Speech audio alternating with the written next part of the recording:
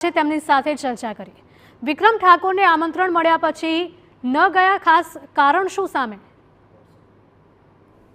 ખાસ કારણ એ કે આ મુદ્દો જે ઉઠાવ્યો તો મેં એ દરેક કલાકારો માટે ઉઠાવ્યો હતો, મારા માટે નહોતો ઉઠાવ્યો। એટલે હું ના જવાનું કારણ એ જ કે હું કદાચ ગયો હોત વિધાનસભામાં 2 દિવસ દરમિયાન તો લોકોમાં એવો મેસેજ જાત કે ભાઈ વિક્રમ ઠાકોરને એના સન્માન મેળવવું હતું, એટલા માટે આ મુદ્દો ઉઠાવ્યો હતો। પણ આ મુદ્દો મારા માટે મેં નહોતો ઉઠાવ્યો, પણ દરેક સમાજના કલાકારો માટે ઉઠાવ્યો હતો ને એટલા માટે હું નહોતો ગયો, સન્માનથી દૂર રહેવા માટે, નહીં કે સરકારથી દૂર રહેવા માટે। બિલકુલ, અન્ય કલાકારોએ પણ તમને અપીલ કરી હતી, છતાં પણ શા માટે ન ગયા? અન્ય કલાકારો એટલે અપીલ, હિતુભાઈનો મારામાં ફોન આવ્યો હતો પહેલાં, એના પછી એમનો મેસેજ હતો, વોટ્સએપ મેસેજ હતો। એ સિવાય બીજા કોઈ કલાકારોએ અપીલ કરી હોય એવું મારી જાણ બહાર છે, મને ખબર નથી। શું વિક્રમ ઠાકોર સરકારથી નારાજ છે? ના, હવે નારાજ નથી, કેમ કે જે મારો મુદ્દો હતો દરેક કલાકારોને ન્યાય આપવો અને દરેક કલાકારનું સન્માન થવું જોઈએ, એ કોઈ પણ જ્ઞાતિના હોય, એ સન્માન મારી એક નાની વાત સરકારશ્રીએ માની લીધી અને દરેક સમાજના કલાકારોનું, દરેક ક્ષેત્રમાંથી આવતા કલાકારોનું સન્માન કર્યું અને વિધાનસભા જોવાનો અમને મોકો મળ્યો।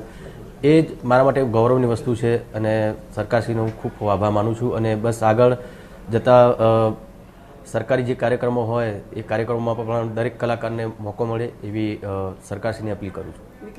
જી, વિક્રમ ઠાકોર રાજકારણનો હાથો બની રહ્યા છે તેવા પણ આક્ષેપો થયા છે।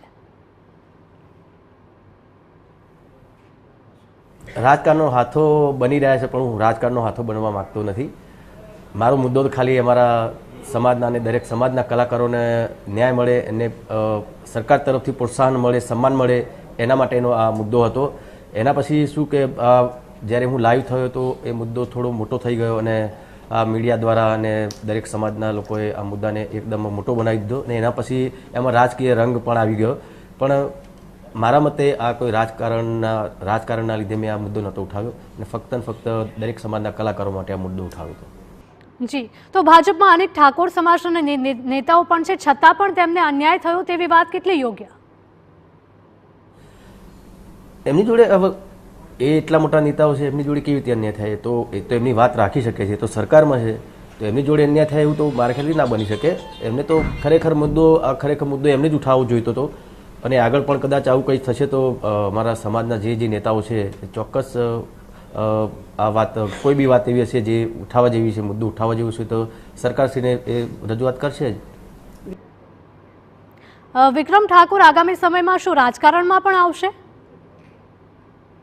ના, હમણાં કોઈ વિચાર નથી કે હું રાજકારણમાં જોડાઉં, કારણ કે ઘણા લોકો એમ કહે કે ભાઈ આ જે આ બધા વિડીયોને લાઈવ થાય એના મીડિયા દ્વારા બધું જે ચાલી રહ્યું છે, તો એમાં ઘણા લોકો એવું વિચારે છે કે ભાઈ આ બધું રાજકારણ આગળ 27 આવી રહી છે 2 વર્ષ પછી, તો એના માટે વિક્રમ ઠાકોર આ બધું કરી રહ્યા છે, તો એ વાત તદ્દન ખોટી છે। આમાં કોઈ રાજકારણ નથી અને આ ફક્ત ને ફક્ત એક અમારા સમાજનો અને દરેક સમાજના કલાકારોનો મુદ્દો હતો અને આવા કોઈ પણ એવા કોઈ પ્રશ્નો હશે જે દરેક સમાજના હશે, જો મને લાગતા હશે સરકારશ્રી તરફ એમને સામે રજૂ કરવાના, તો ચોક્કસ કરીશ અને એ રીતે રાજકારણની બહાર રહીને પણ જો મારે આવી સમાજ સેવા થતી હોય તો ચોક્કસ કરીશ।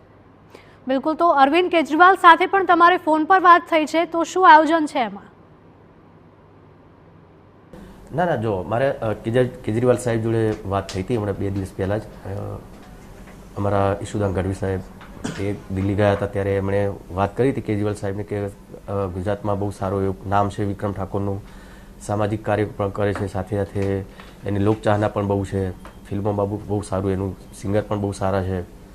તો કોઈ બી પક્ષના નેતા હોય તો એ ચાહતા જ હોય કે ભાઈ ચલો ભાઈ આવો કોઈ સારો માણસ કે સારો કલાકાર, સારો નાગરિક, સામાજિક નાગરિક એમની સાથે જોડાય, એવું પણ કોઈ બી પક્ષના લોકો ચાહતા હોય।